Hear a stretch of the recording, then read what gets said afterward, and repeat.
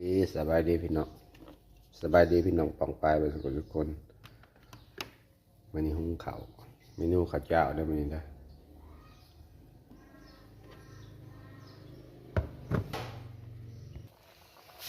เมนูข้าวเจ้ามันแกงเขียวหวานไก่แล้วเรียบร้อยเลยได้พี่น้องใส่หัวละพาถ่าย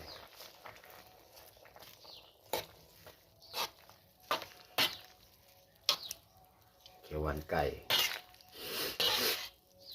แกงเขียวหวาน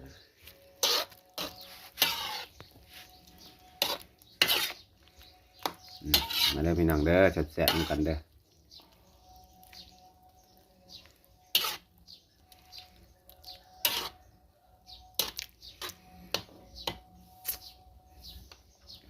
เรียบร้อย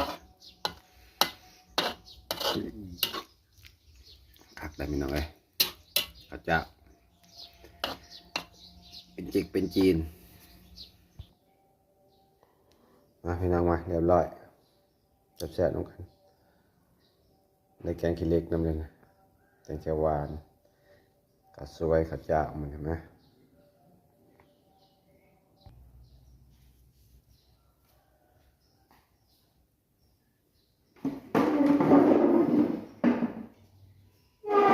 มาเลย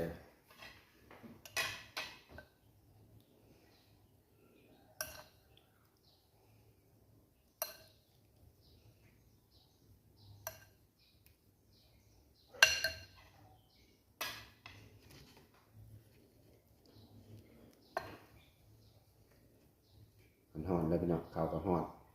แกงก็หอน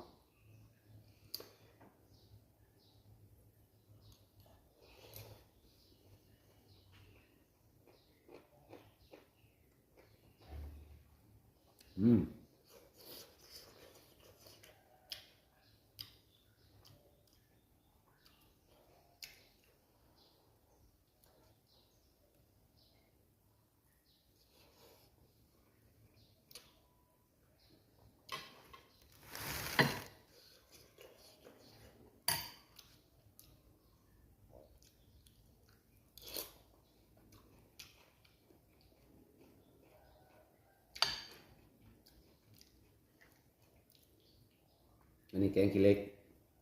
ใส่หนังใส่ภาพยนตร์ควาย